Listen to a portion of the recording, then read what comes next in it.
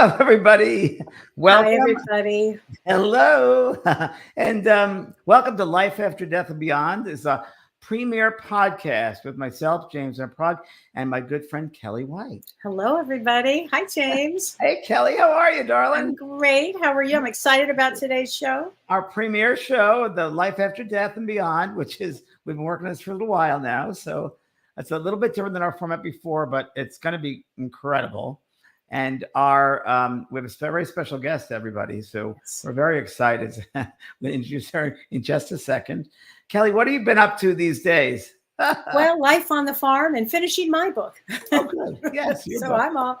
I'm all ready with my book too. So this is all an exciting time. And how about you? What have you been up to? Oh, I'm just busy doing a little bit this, a little bit of that, and working on my school, the JVP School of Mystical Arts. I have that going, and that's busy with courses and so forth. And summertime is finally here in San Diego. Well, spring is finally broken in San Diego where I live. So that's great. Been really fun. Yeah. Great. Yeah, spring is beautiful here on the farm. It's stunning. It's good. And Kelly, just quickly, so people who have just tuned in, who've never been the first time on this podcast, a little bit of your background as far as mediumship. You're a psychotherapist extraordinaire. I know that. And I was, So for my background is that I was in the business world. I was in the corporate world. I was a senior vice president in the corporate world. And I had a traumatic brain injury. And as a result of the traumatic brain injury, I started seeing, for lack of a better word, dead people. Yeah. And I became a medium. And then later I went back to grad school and I became a psychotherapist. So I'm a spiritual medium and a psychotherapist. And when I met you, you were just a psychotherapist. And no, I wasn't even that. When you met me, you were helping me with my coming out of my brain injury, literally, and helping me become a medium, helping me how to work with spirit. And I kept on saying to Kelly, you're a medium. You're a medium. Mm-hmm. I got to finish my degree. I got to get my. Yeah. And you talk about that in your new book, which will be coming out sometime this year, which we'll talk about. We'll have a podcast on that. But so you've been doing mediumship now psychotherapy for how many mediumship years? For about 20 years and psychotherapy for about 15. And the combination of the two really works well for me. Wow. It's great. Very, very good. Well, today we have a very special guest here who been around for a little while and talk about an interesting career, a spiritual medium, and would like to invite her in right now, Suzanne Giesemann. Suzanne Giesemann, world-renowned medium extraordinaire. Hi, Suzanne. Hi, Suzanne, welcome. Thank you. And Suzanne just came out with the new book, The Awakened Way, which comes out right now. It's right now on your Amazon or any of the book places you can go to. And Suzanne, going back to career, and you've been a medium for how many years have you been doing mediumship? I started in 2009. 2009. Yes. Okay. And Suzanne, it's an incredible career, and I'd like our guests to hear about your career going way back. Tell us about your background, where you started, and then how you found mediumship. Very unexpected, a very professional background. I spent 20 years in the Navy, was a commander in the Navy, got to be a commanding officer, a special assistant to the head of the Navy, and then ultimately aide to the chairman of the Joint Chiefs of Staff. That's the head of the whole United States military. I flew on Air Force One with the president. And, on 9/11, I might add. That was a separate day. Air Force One was another day. That 9/11, I was in the head of the Air Force's aircraft, but we were in the last aircraft in U.S. airspace, flying over Manhattan and returning to the Pentagon. Really memorable, to say the least. Now, what was part of your duties in that role? Well, people ask me if I was intuitive then, and I say that I didn't know I was intuitive, but my whole job was to be 1 or 2 steps ahead of the chairman. You had to know what he needed in every moment, make sure he had his schedule was kept on schedule, was where he needed to be. It was really funny to go up to other generals and admirals and say, I'm sorry, we have to leave now, even though I was the ranking officer. It was my job to make sure he was on track. He was the principal advisor to the president. So we got in some very interesting situations. I mean, you really went from such a left brain place to such a right brain place.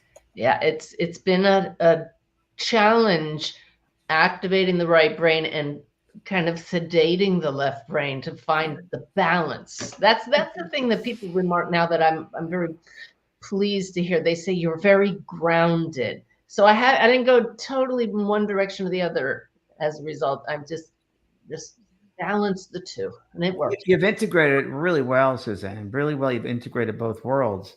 And tell everybody when you first realized you had an ability as a medium, because it's in your book, The Awakened Way. But tell us a little bit about that. So interesting. Well, actually, we were talking before we went on the air that my original mentor was Janet No Havoc, but I didn't meet her as a mentor. She asked me to write her biography. So I was sitting in the back of her class taking notes about her, but very interested in what she was teaching, that if you have systems, the spirit world will respect that and will give you what you want every time. And I'm sitting there with my left brain thinking, wow, that's reliable. That's really cool. You mean you can learn to be a medium? This stunned me. And she said, in fact, there's a spirit here. We need somebody to come up and see what you get. And nobody raised their hand. And I thought, oh, come on, I want to see who the spirit is. And Janet says, Suzanne, you come up here. And that was 2008. And I had been meditating every day for 2 years at that point because of the real reason I'm doing this work, the death of my stepdaughter.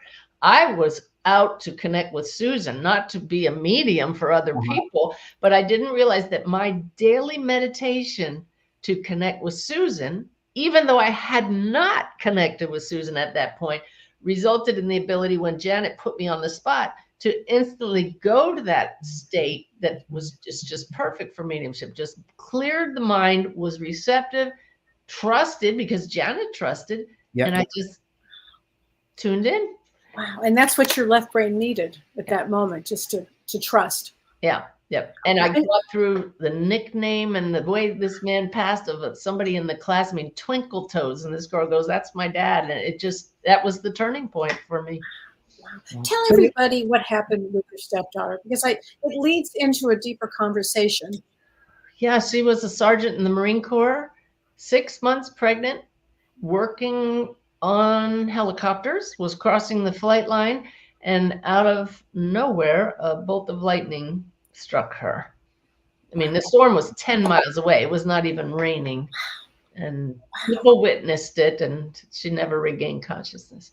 Oh, it's just an unbelievable story. Yeah. And I read your book, and I love your book. It's and incredible. Everybody out there, it is so compelling. Your book is so deeply thought out. It's so good. It's got so much great information. And what I was just found fascinating was lightning seemed to be a theme through your life. Yes. With different things, even going down to your spirit guide with her name. Yeah, Sanaya. Yeah, I talk about the lightning in my book, Messages of Hope, and I talk about lightning in the book, Wolf's Message, another young man in spirit who was killed by lightning. And then in The Awakened Way, I talk about my guides, who I ultimately found out their name that they gave me means flash of lightning. So it all comes together in how these things happen in the book, The Awakened Way. Yeah. The intelligence of that world is amazing, isn't it? When you think about that, the intelligence of that world, put that all together. And if it's really a gift. I think it's always a gift as a medium to be able to be aware of the intelligence and how they do things. And like, my gosh, it's stunning. And it keeps you very humble. And it's like, wow, it keeps you in awe. And I think that's the secret of being, a good medium, is to always be in that sense of awe and humbled about it. I'm glad to hear you haven't lost that either, James, because you were such a pioneer in this, and you were right up there with Mavis and Janet and the big mediums that I aspired to be like, but just held you and still do on a pedestal. Thank you. Not throw up that pedestal, Suzanne.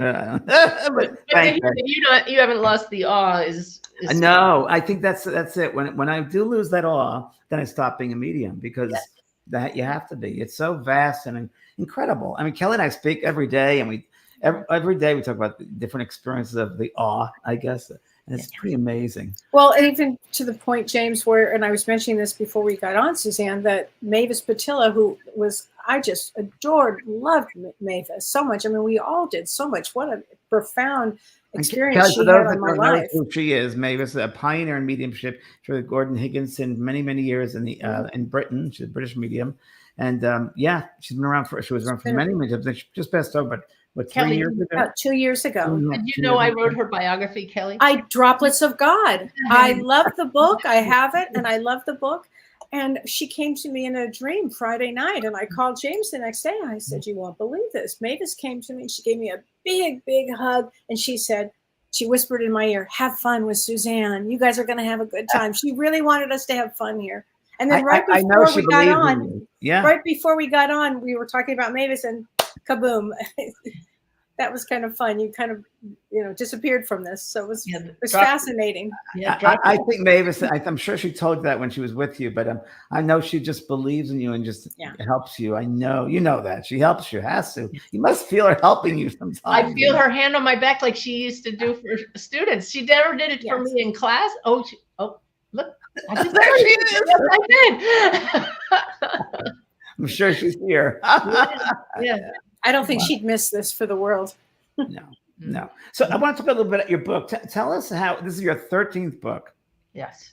Really great. Now, would you have, when this book, to me, when I read it, I just felt channeled. And I was saying before we got on that you must have had a lot to write. And we said, no, I didn't edit much out, but it's full of incredible nuggets is the only way to describe it. And how did this book come to you? And how did it work out? It's been in the making for years, because I've been doing workshops for years, and my students would always say, well, what's the book for those of us who want to know how to connect with spirit?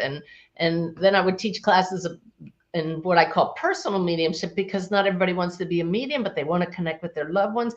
And I use that as a way to show the other gift for mediumship is coming to know who we really are. The fringe benefit, the gift beyond mediumship is realizing I am the light. I am the spirit too. And I work that into my classes. So I've all along known I wanted to put the material from the classes in a book, the how-to book, because I wrote Janet's biography, Mavis' biography, my biography, and I wanted to do that how-to book. So when I sat down to do it, it just flowed, and spirit showed me how to organize it with information in part 1 and all the exercises and practical tools in part 2. So it was easy, just took time. One of my favorite parts, Suzanne, was when you talked about the human BS, the human belief system. Because in my mind, belief systems will really harm people. And I loved that you explored that topic. Oh, yeah. I love using that in workshops all the time. You got to get over your BS. Take a real good look at your BS. Right. And you talk about, belief systems, and you said, if this is you, this is a bit too, you're in your human space, which is you don't like silence and fill it with music, television, or talking. So escapism, I guess. You turn to excessive sweets, alcohol, drugs, shopping, or other activities that feel better, even when you know they're not good for you. And you go on with a whole list of different things, which I'm sure everybody can relate to it. And is that saying, like, you run from others, changed emotions, you feel shame, guilt, or unworthiness? I mean, you have a whole list here. And would you say it's when people are not dealing with their true self, or they're not? And one thing of the book, which is so great, you took the soul perspective, which is a major part of the book. So would you say this is when they're not coming from their soul perspective, these things? That's the whole point of the book. Yes, indeed, James, because so many self-help books dive into these kinds of behaviors that almost all of us deal with at some point in our life. But this is not a self-help book. It's a higher self book.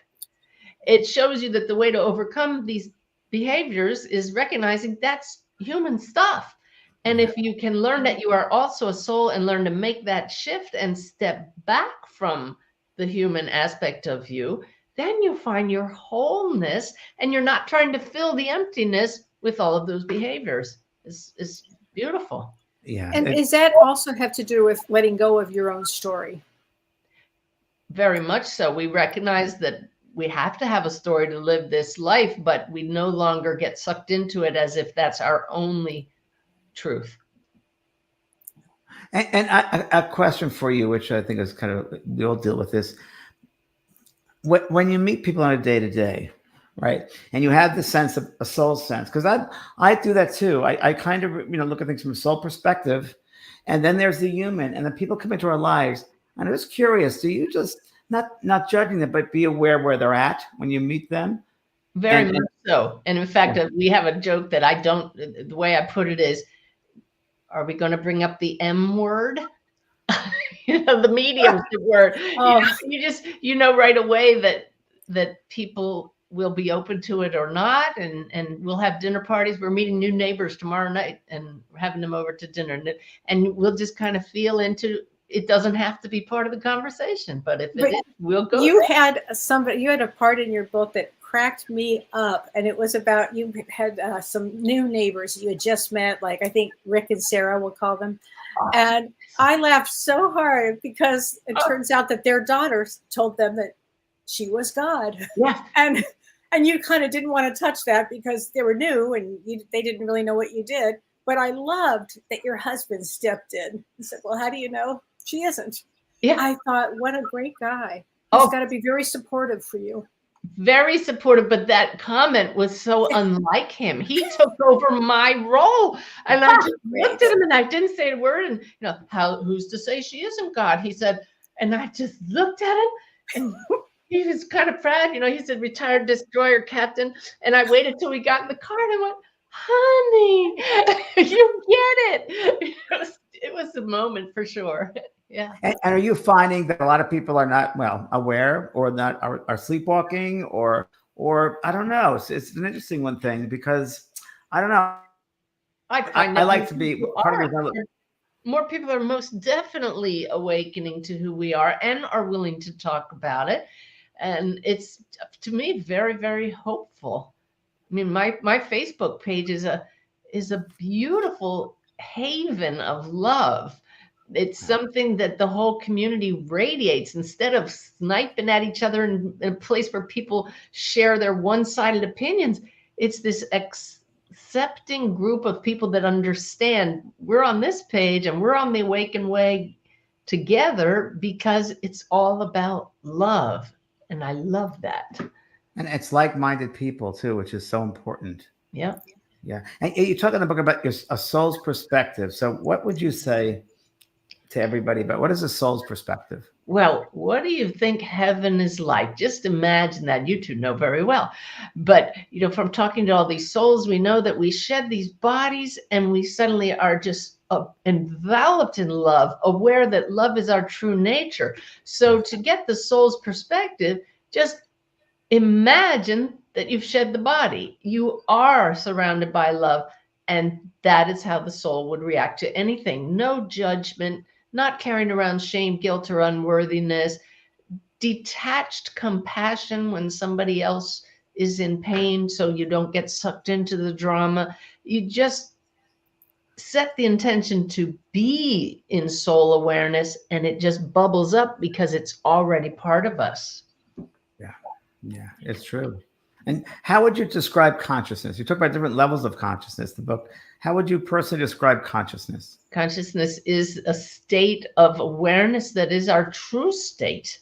That's the one thing that never changes. Even when when the body is asleep, there is still an underlying awareness that's keeping the body operating, that never dies. So it is the fundamental essence of all that is. That's great. And I know, Kelly, you have a question. I just feel it.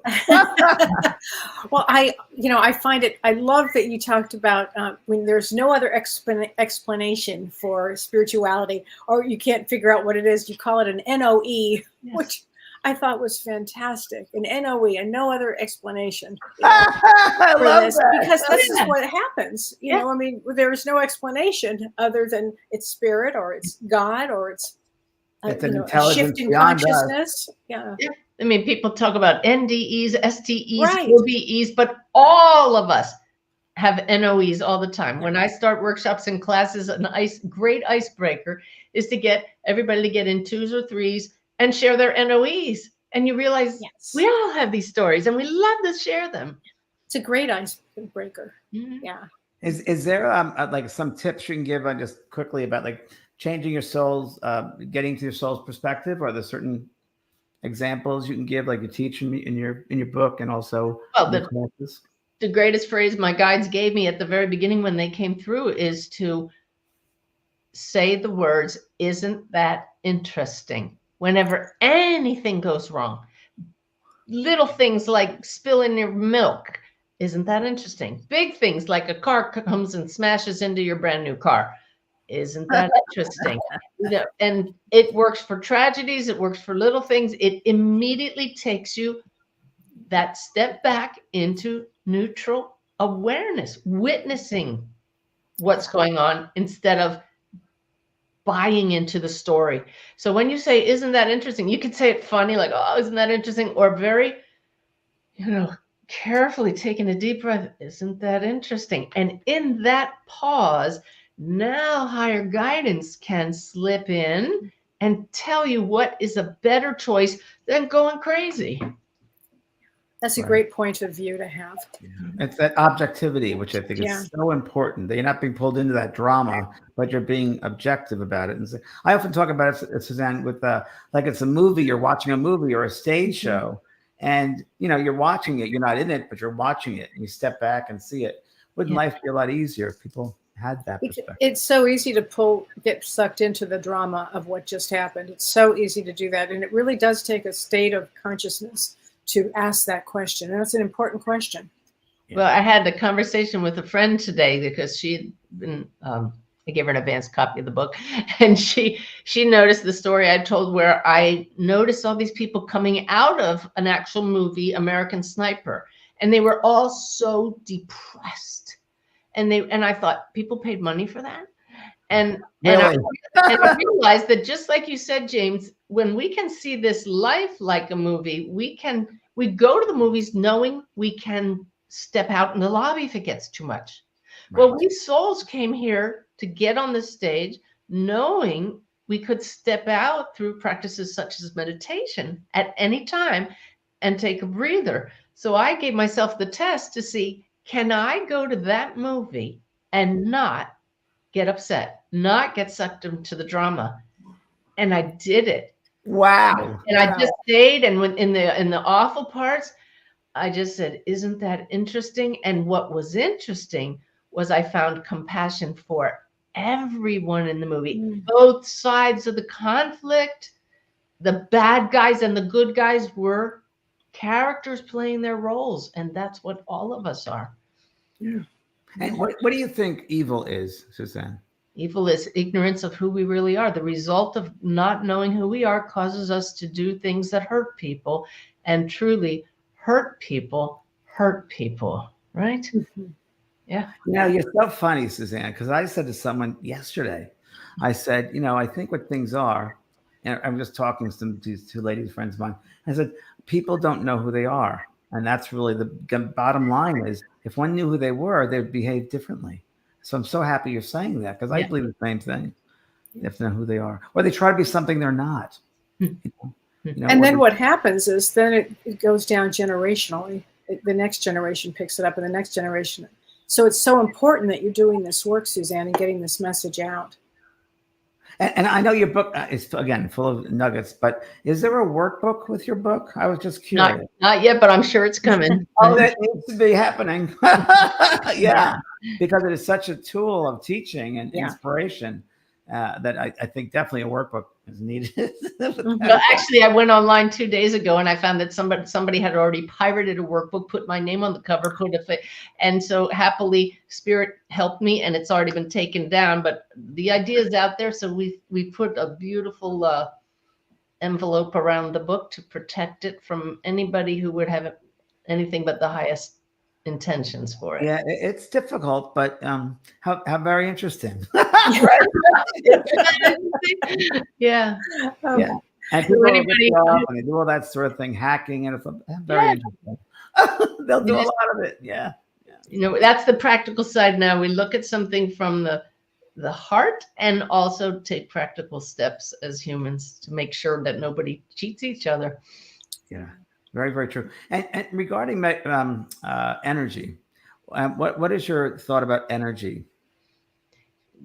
Consciousness flows Consciousness. as energy information. And so I love when we interview people, when you ask the questions that we know the answers to already, but it's every single thought, every object has its own frequency. That's frequency. Great. Yeah. And so we just tune into that and discern the information in the energy. Our brains give it words, but our soul knows without words what energy is telling us. Wow. Wow. What is your definition of God? I love it. You talk about this in your book. Well, I give it all kinds of different names in the book so that we don't get trapped into one definition. And my definition, I don't have one definition. So let me just see what arises right now. It is the all that is the ultimate wholeness. Yeah. I love that. Yeah. Wow. The I am. The I am. The I am. Yeah, that would include all of us then. Yeah.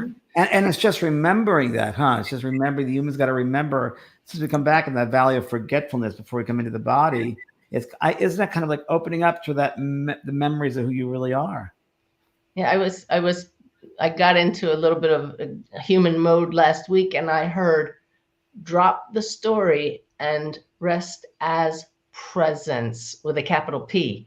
That was the word for God in the moment, you know? So drop the story. If you drop the story, anything that comes after I am is story. Drop it all, and all that's left is peace and connection, which is love. And did you have trouble breaking a pattern when you were growing up with, as far as maybe a religious background or with a family?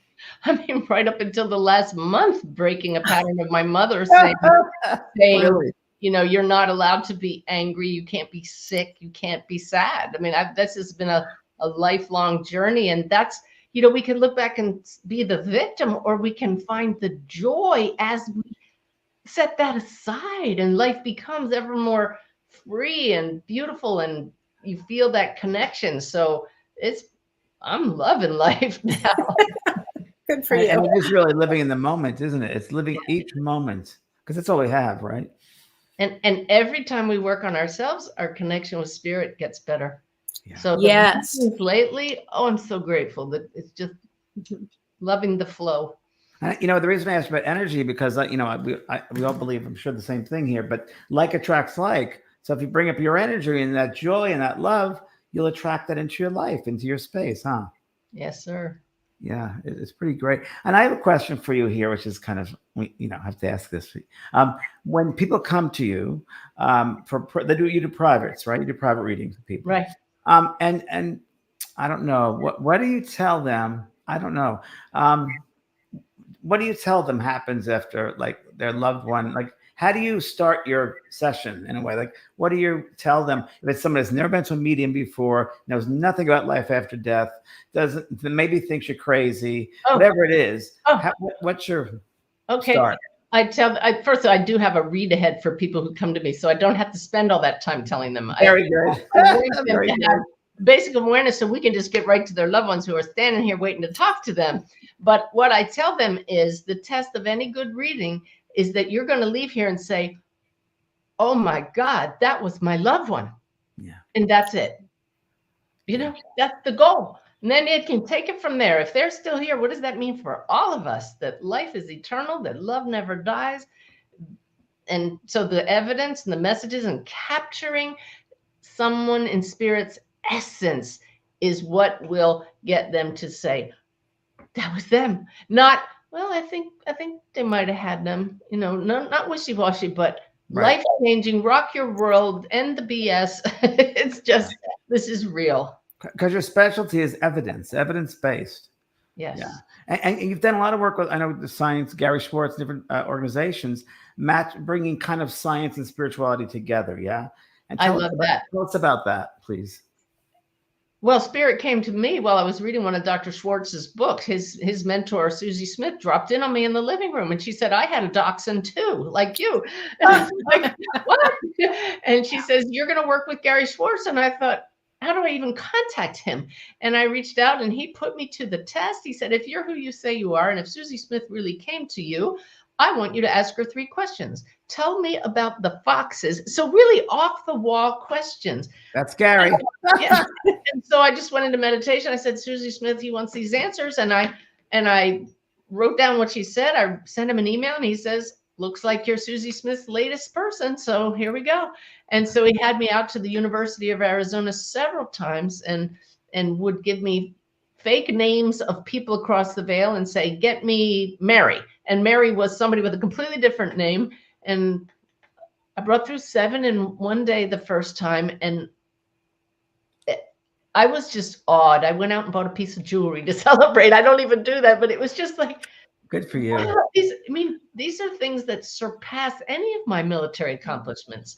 To tune in and help humanity in this way, not just our country, but humanity to discover that mediumship, credible mediumship is real. You can do blind studies and show, validate in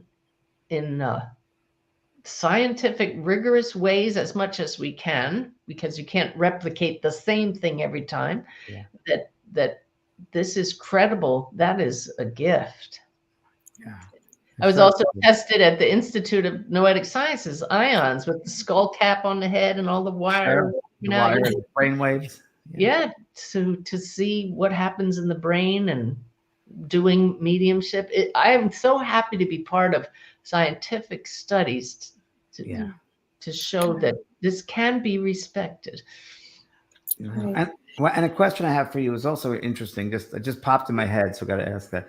What do you think about bringing them? What is your perspective now, if it's changed or not, about military, spirituality, war, spirituality? What's your take on that? I feel that will unfold naturally. That, like skeptics, we can't force anything on anybody before they're ready. So you can't force a plant to grow. It has to be nurtured, watered, fertilized. So slowly, with ethical, credible mediumship, people will start to pay attention. I've shared this with some of my former military colleagues, and individually, they're very intrigued. They love it. They've had their own NOEs, but as a group, they're still, oh no. But Suzanne, it'll take a while. How did you get into channeling? Tell everybody about what you do when you channel. Well, with the daily meditation and connecting with Susan, which I ultimately, of course, did connect with my stepdaughter, Susan, I met my guides first, and I didn't believe in guides. I didn't believe in angels, but they convinced me with evidence over the years. And on my birthday in 2010, after a year of receiving a poem every day, and I never wrote poetry in the past, poem and meditation, wow. All of a sudden this powerful presence came in and they said, we are a collective consciousness of your guides. You will call us Sanaya. And that's what I ultimately found out was the name that means flash of lightning in Arabic. And never expected to be channeling, hadn't studied channeling, although I had an experience of merging so well with the spirit that they came through me with Mavis at the Arthur Findlay College, but it wasn't a class in channeling. It just unfolded naturally, and I couldn't help but share it with other people because I saw the effects on the audience. They could feel the love. They were changed by it. Some people were physically healed during the channeling sessions.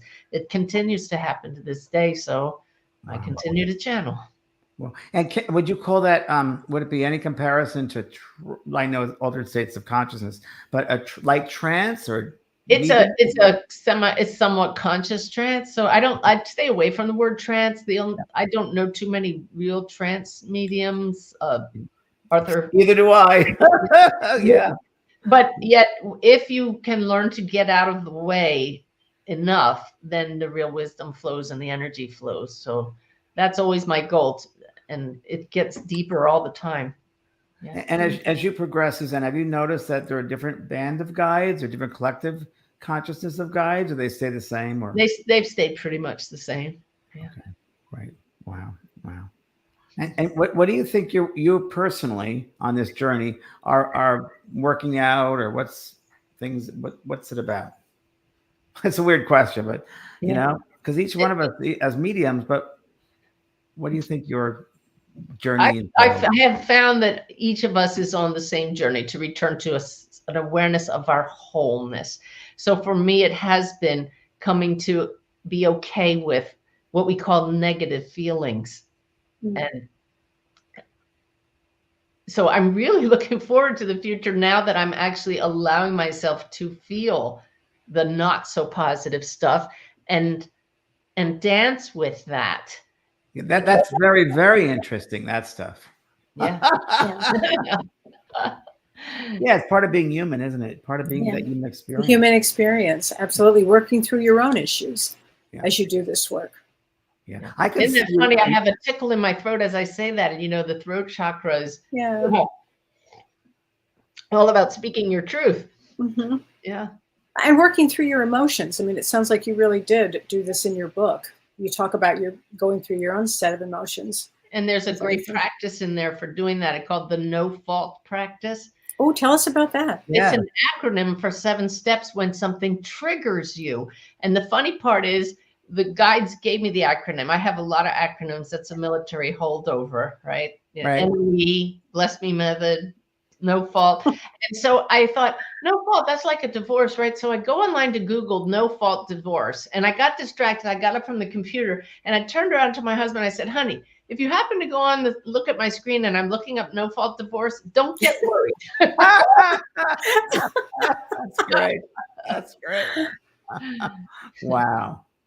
Wow. That's very funny. I wouldn't be a bit surprised one day if you do stuff more academic and some testing work with mediums. And would you like to do that someday? Like work with bringing, I don't know, evidential tests to mediumship, or bringing mediumship up to another level, if you will? Well, my whole goal is to bring mediumship to a higher level. I love Yeah. teaching students and really teaching them to insist the spirit world gives them good evidence or they won't do this work. I know that there are people who are now testing mediums in really laudable ways. They're doing it in such a way that, like Mark Ireland with Helping Parents Heal, has a certification process, and he puts any medium that they recommend through the paces, and I love that. Yes, I Because do. I tell people best way to find a medium is word of mouth. Totally. Word of mouth. And so if we want people to say, you can trust that medium and that medium. Tell everybody about that organization because they may have missed this. Helping Parents Heal is so near and dear to our hearts because having a stepdaughter cross the veil, and I know the pain our family went through. I saw my husband in a state I've never want to see him in again. But yet we've grown from that. But Helping Parents Heal is a support group where they allow the open discussion of the afterlife, and it makes a world of difference. I've seen other support groups where 20 years after the death of a loved one, especially a child, people are still miserable in their grief, and they walk in and it's just depressing. But Helping Parents Heal meetings they're bittersweet. There's the sadness, but you also see people who have found joy in their life again. And those who are new on the journey, they look and they say, maybe someday I'll find joy again. And they do. So everybody helps each other, Helping Parents Heal. And the group is so supportive of mediums, and they have mediums on their programs all the time. I know many of you watching right now are members of the group. And if you have a child across the veil and you don't know about it, check out helpingparentsheal.org. Or if you know anybody, send them that way. They put out monthly newsletters filled with evidence and validations through mediums that our kids are still right here. And they do sessions every week too. They have sessions from mediums from all over, which is really helpful. Yeah. Their annual conference, I've spoken at it twice. I'm going to see you there, James. Yes. This August. That'll be in August. It's a celebration. You think, 1,000 bereaved parents in the audience. No, we call ourselves shining light parents because our kids are our shining lights leading us forward. and then we become shining lights for others. But it's when people have been through that kind of grief and they realize they're not alone and their kids are still here, it becomes this powerful reunion across the veil and together for 3 days. There's nothing like it. And Suzanne, maybe you've had this experience too. Kelly, I think you probably have. Many times when I brought through children, and many times it's been agreed upon before the incarnation, and it's that we're going to do this. I'm going to lead you to get you on your spiritual path. That was my reading yesterday. Just yesterday. And I said, you may not want to hear this. This is really hard for a parent to hear, that they knew they were not going to live a full length life like we think it's going to be. But your daughter is telling me she had a feeling, and you know it because of something she said. And they said yes several times. So, got the goosebumps because it forces us on our spiritual path. Many parents. A lady I met 30 years ago, and her son died in an explosion.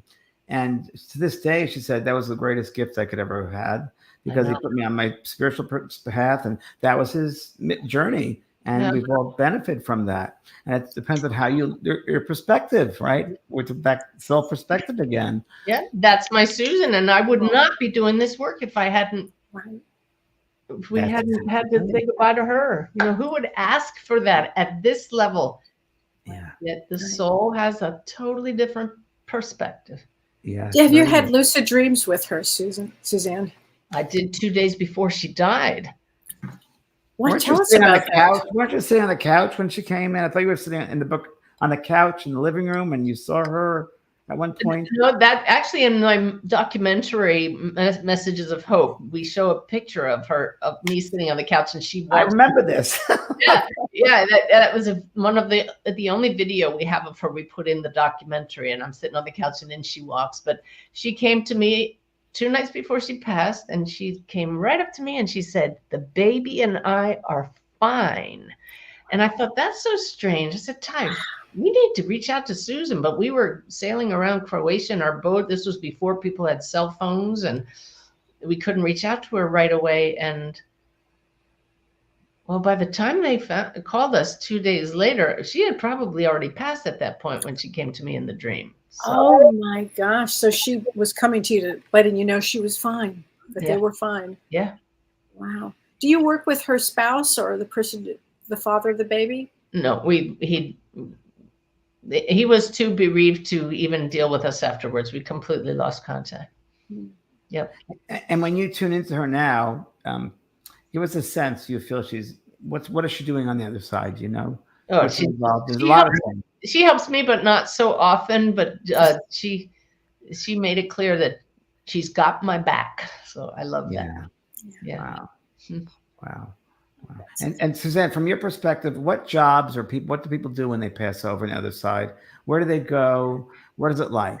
Well, if they fulfill any desires that they didn't get to fulfill here, but if they have a specialty, they're going to be helping people here who are still in that, such as musicians, inspiring musicians. I see so many young people who pass from drug overdose, helping people here to make better choices and overcome their addictions. People who pass by suicide, once they heal, they help people make better choices here.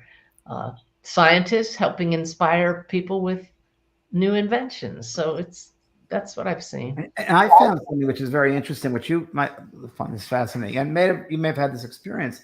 I was working somewhere. I think I was in Texas somewhere in Houston. And a gentleman came through and completed suicide, and his wife was in the audience. And that was the important part, though, which was very interesting. He came through and he was military. He was from the military in his day, but he hadn't been when he committed suicide. And he said to his wife, this is really interesting. I was met with my brothers and sisters from the military.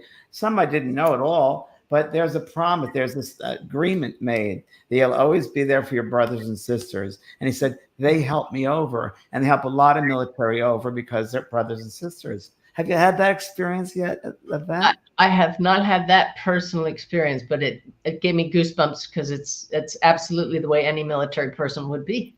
And it was saluting, and it was beautiful. It was such a beautiful one. And I mean, there are things that come through in readings we just like go, wow. One lady said to me, which I think, I don't know if you had this experience, or Kelly, you have, and she was in a bit of a coma, and her daughter read her these books, spiritual books, and just read them to her. And the mother came through and said, I got every single word you read to me, even though I wasn't conscious. Those words were waiting for me when I passed over here. Oh, nice. That's Yeah. beautiful. So That's beautiful. thoughts continue on for sure. Mm-hmm. Suzanne, do you specialize on some level with people that have been in the military because I of your background? almost every reading, somebody will come through and salute me. Oh, And so How I know, great like, is that? there's your grandfather who was in the military, or those your dad or your brother or was in the military, and they salute if they were enlisted, and if they were an officer, I see a sword, and I can often tell what rank they were. It's pretty cool. wow, that's great. That's great, and that makes sense because they use your experience and those aspects of yourself. Wow, that's great. One last question for you. I want to ask: the people using your Awakened Way, the principles in your book, how can it change their lives? Oh, it can save their lives, James. And this is, I had someone reach out to me, about 5 months ago, and she said, my daughter's going through such a hard time. She wants to take her own life. What do I do? And I just said, you can't save somebody just in an instant. And I thought, if only I could put this book in her hands, because the information in here to help us remember who we are could save your life. And so now we have that book, but I've had people tell me that these teachings have saved their life. So the book is for, I've narrowed it down to 3 groups of people: those who went off the planet, so those who, who are just pretty much in despair over anything, those who are deeply grieving someone's passing, and those who've been on the spiritual path seeking, and just can't seem to find it. So it's very multi-purpose, but with solutions and answers and practical tools for really such deep problems as that, and the surface problems. It's a very well-rounded book.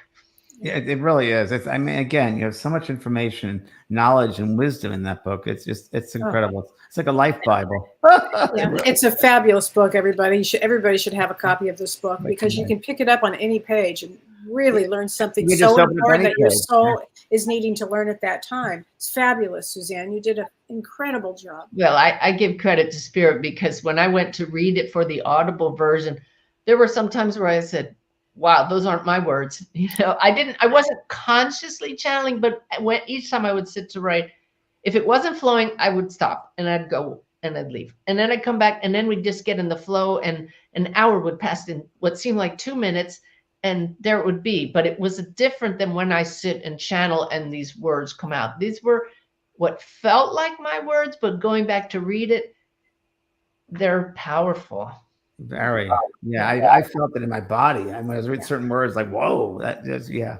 And there's a light about it too. There's a lightness of being about it. The way you describe things, the way you are teaching people, it's a lightness about it. Well, I tried to put what can be very complex and deep topics into words that people can finally say, oh my God, I get it. I finally get it. Right. Yeah. Because the truth is really simple, but humans tend to make complex. They make the simple complex. Yeah. And it really is simple truths, isn't it? I mean, that's really what life is. Yeah. From a soul's perspective, right? That's right. I know you're doing a cruise too coming up, right? I am. I'm thinking anybody who wants to spend 14 hours with me and 10 days in the Mediterranean. It's not only you, Suzanne, it's your guides. It's all of your guides as well. Yeah. Yeah.